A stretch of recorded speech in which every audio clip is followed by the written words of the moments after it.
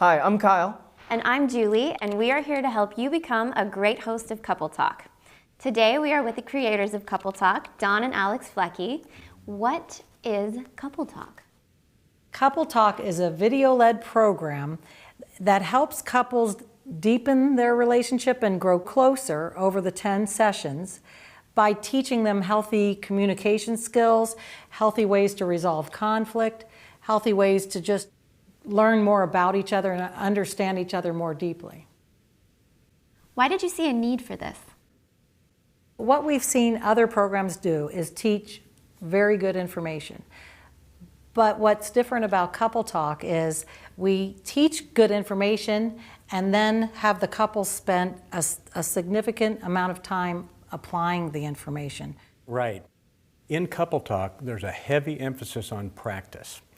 We want the couples to leave the class actually having built or at least beginning to build those new habits so that it becomes a part of their life for the long run. When I was teaching at a university on communication, one of the classes I taught was communication skills. And what we were assigned to do, I was a new teacher, what we were assigned to do was require the students to spend 40% of class time practicing the communication skills. And this is based on research on how habits get changed. So when I first had heard that, I thought, no, I should be teaching more theory. I should be teaching them about gender differences in communication and all of those other things. And what we had been taught, though, was that they can't change their communication behaviors unless they do it. And they had to do it a significant amount of time. So 40% of the class time, I was not up there lecturing. I was watching them actually sitting in chairs, practicing the communication skill I had taught. Why is Couple Talk program divided into two parts? It just kind of naturally fell into two different parts. Right. The first part, and that's the first 5 sessions, focuses in on basic communication skills. So there's listening, expressing yourself, putting them together to have a dialogue. And we don't bring in conflict issues until the second part. And the second part focuses in on conflict resolution, handling strong emotions when you're in conflict, forgiveness, and those are heavier topics. So what we do is we get the couples to really know and do the basic fundamentals really well before we send them into the second part, which focuses in on deeper issues, those that really kind of touch them perhaps even pretty intensely. Why would it be important for a group to do both parts? Well, the first part is going to help the participants to communicate better, and it's going to have a real benefit to their relationship and how they talk and listen with each other. But it doesn't address strategies for working through conflict. And let's face it, that's kind of where we really need those skills. We start with the easy stuff in the first part, and as they learn those communication skills using light topics, fun topics, positive things, then that prepares them for the second part when they deal with conflict.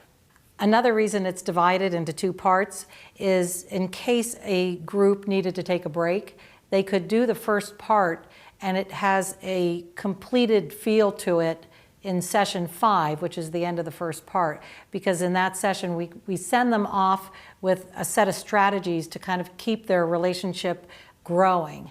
So even if a couple could only go to the first part and they came and said, we can't go to the second part because of whatever reason, we would encourage the host to have that couple stay for the first 5 sessions because that part has a completed feel to it. Let's get into some of the logistics. How many people can be in each class? Couple Talk class could be as many as 100 or more couples in a large venue, or it could be an individual couple in their living room. It works for both. So this is a video-led program. What does that mean for the host? Well, the host has the job of welcoming the people that come. Basically, there's a brief introduction that the host will give. The script is provided, it's just a brief statement. Then the host presses play. And the program is a 90-minute video. And we don't want the video to stop at all. Even the practice times that the couples will do an exercise or have a dialogue together are included within the 90 minutes, so there's no stopping and starting of the video. The host will press play, 90 minutes later the host will press end. So the host and their partner could participate as well? We hope they do. We want that. That would be beautiful. In addition to the video, what other tools and materials come with Coupletalk? Each individual will have a workbook, and in the workbook they'll be filling in blanks, they'll be taking notes, they'll be marking their responses to the exercises. So they're going to be using it heavily, and there's a place provided in the front for them to put their name on it, and we strongly encourage that because they may be writing some private notes in their workbook. So have every participant write their name on the front of their workbook. What does a host need to do to prepare to host a Coupletalk? Well, there's some elements of setting up the room that are a little bit different than some other classes. Traditional class, you sit and you look up to the front and then that's all.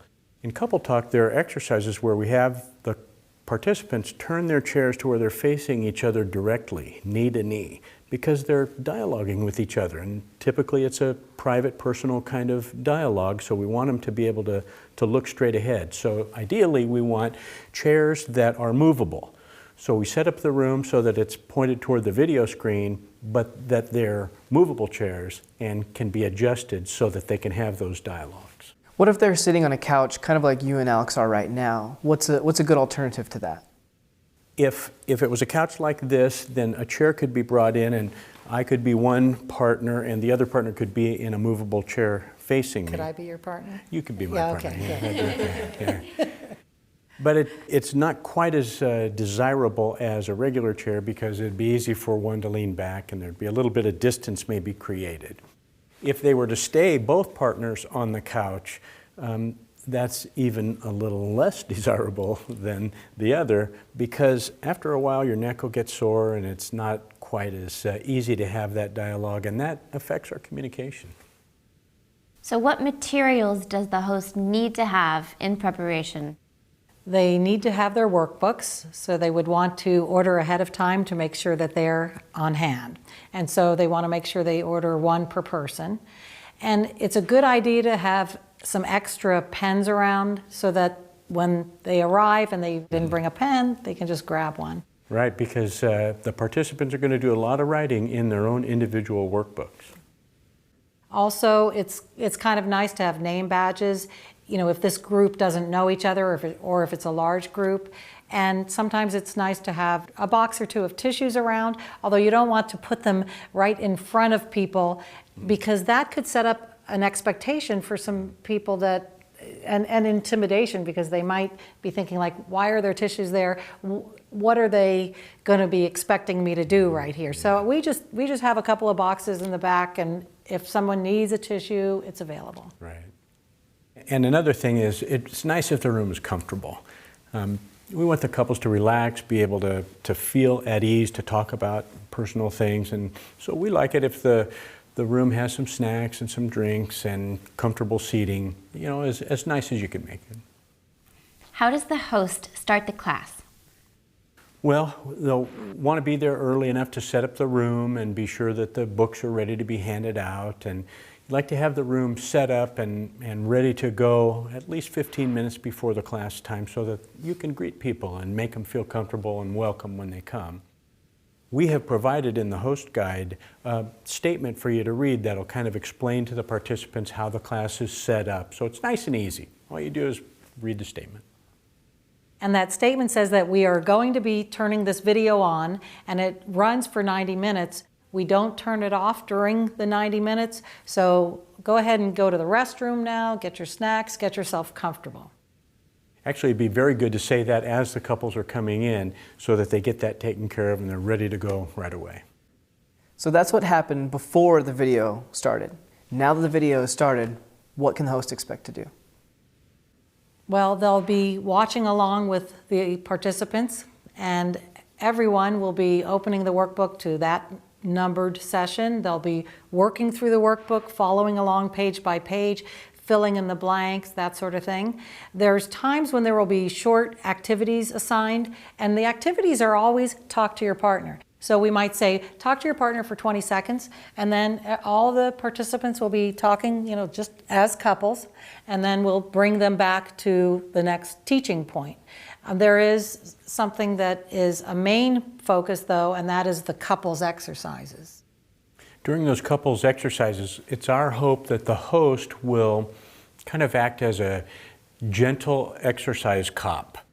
And what we mean by that is an encourager, somebody that keeps an eye out on the group, and if there's couples that are doing something different or having a side conversation with their buddies or something like that, can go over and give them some encouragement to go on back and do the exercise, because the countdown clock for that exercise will be rolling, and if they don't do the practicing, they're going to miss the benefit of whatever's being taught. So the way these exercises go is we announce them, we describe them, we demonstrate them, or there's a demonstration on the video, then we say, okay, now it's your turn to practice. The video does stay on. The assignment is for the couples to then turn knee to knee. So there's a bit of time that it's going to take to get the couples started on the exercise, but it's expected that they're all going to do that on their own. But what Dawn is saying about that gentle exercise cop is that sometimes people can start wandering off to the snack table again and things like that, and just to kind of model or encourage the idea of getting started quickly. Right. You can't make the couples do the exercise, but you want to do everything you can to encourage them and help them to do it, because it's that practicing that's going to make the difference. And then on the countdown clock, there's going to be a signal halfway, and perhaps if you would like, you could do an announcement if someone didn't hear that. You think, we're about halfway through, that's what we do in our classes. And when there's a minute, you'll get another signal. And at that point, the host could begin checking with the room to see if everyone understands they need to be wrapping up. If a couple is off in a corner and didn't hear that, they might go over and say, hey, it's time to come back to the large group. So that last minute, the host could then do that gentle rounding up of the couples. Right. And I want to say one other thing. Sometimes a host will go over to a couple and they're in the middle of the exercise and they might say, well, we're not finished. One of the things we do is assign the participants to go and finish any exercise they didn't finish in that session before the next session. So that's what the host could do. They could say, oh, you know what, you'll have a chance to do that after this session is over, after this class is over. So. Great, so if Julie continues talking and I didn't get a chance, that would be something that the host would do. Yeah, you would get your turn then also, because we always want to make sure that the exercises are completed. And at the very end, the music comes up in volume louder to indicate that the exercise is over and we're back to large group, and the video is going to go on with some new information or teaching. And the couples need to be in their seats ready for that. Once the 90 minutes is over, what next? We've provided in the host guide a send-off statement. It kind of wraps up. It'll include the homework, the making it real exercises that we're assigning to couples. There are other things they can do. Sometimes we send them off with this encouragement to do as much of their homework as possible, because we provide a reward for doing the homework. We do raffle tickets, so the more homework they do, then they get more raffle tickets, and we do a gift card the next session just to award the couples for doing well. Yeah, that's just a game we do to encourage participation. Is there a lot of homework that couples can expect to do? There is homework. We call it making it real. And because practice is so important in developing these skills into habits, that homework matters a lot, but it's not overwhelming. We imagine that it's probably an hour to combine all of the different exercises together. Actually, for each of the assignments, we provide an estimated amount of time. So if they wanted to do practice another exercise, we put down 10 minutes. It's really just 10 minutes. There's a couple of short reading assignments.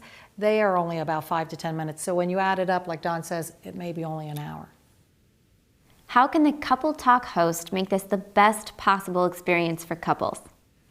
I think the best thing that a host could do is be encouraging, accepting, warm to the couples. There'll be some couples that'll just have a great experience, others that are really hurting and having trouble. And just that kind of acceptance and encouragement from the host would make a big difference. And the host doesn't have to be the expert. The host isn't going to be the teacher. The host isn't a marriage counselor to try to fix problems that emerge during the sessions. The host is just there to help the class run smoothly and make people feel welcome. And that idea of being the gentle exercise cop to keep the couples practicing, that's a big plus. That's an important function for the host, because the practicing of the exercises is so important to the participants' benefit. If they get distracted and they want to do something other than the exercises, that host coming over and kind of keeping them on track in a gentle, friendly way will make a big difference. Don and Alex, thank you so much for your insight. I think it's really going to help hosts.